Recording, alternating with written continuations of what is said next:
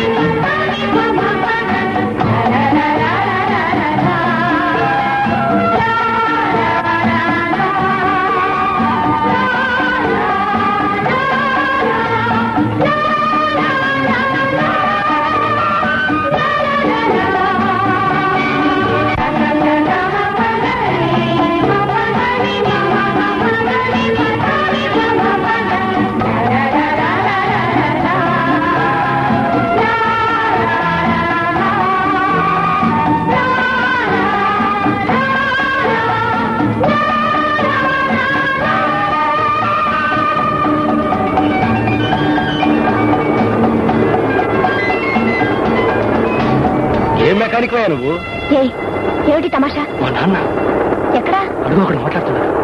ఇదిగో ఎట్లయితే నిన్ను ఊరి నుంచి 10 రోజుల్లో పంపించేస్తాను తెలుసా? ఏ ఉత్తర కుమారా, ఏమిటి పారిపోవడం? అమ్మో, మా నాన్న చూస్తే ఇంకేమనుందా?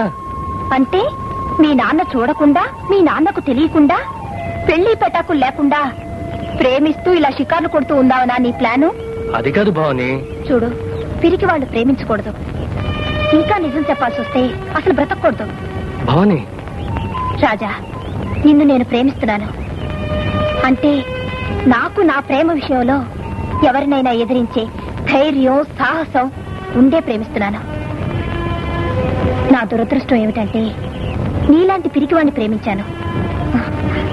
అయినా పర్వాలేదు, మీ నాన్న సంగతి నేను చూస్తాను.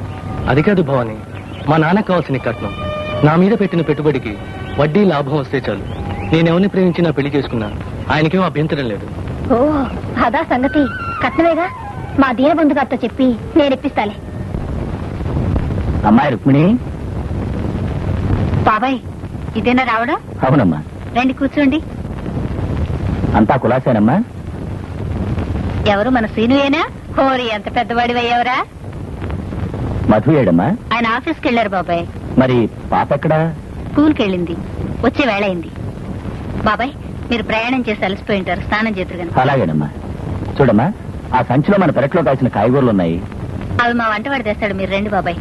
రండి బాబాయ్, ఈ గది మీకు సౌకర్యంగా ఉంటుంది. లోపల బాత్రూమ్ ఉంది, స్నానం చేసి విశ్రాంతి తీసుకోండి. అలాగేనమ్మా. పద బాబు.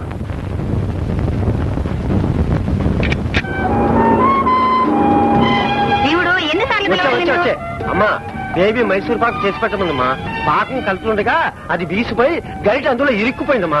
అది తీయటానికి నానా తంటాగా పడుతున్నానమ్మా. నీకెప్పుడు తంటాలి, ఆయన వచ్చే వేళైంది. మూట త్వరగా లోపల పెట్టి. అలాగేమ్మా. త్వరగా. అలాగేమ్మా. ఏమిటి గోనె సంచి, ఎవరు తెచ్చారు? ఏం లేదు, మీరు రండి చెప్తాను.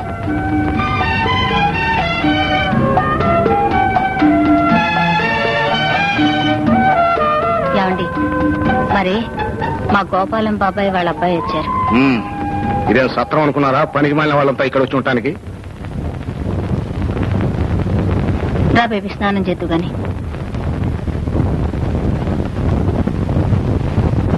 వేరీ ఈ సరుకులన్నీ ఆ బజార్కి చేరేస్తుంటే ఎవరు చూడలేదు కదా. క్యాష్ కూడా ఎవరు చూడకుండానే పడరా. దేశం వర్ధిల్లాలి, దేశం వర్ధిల్లాలి. కూర్చో.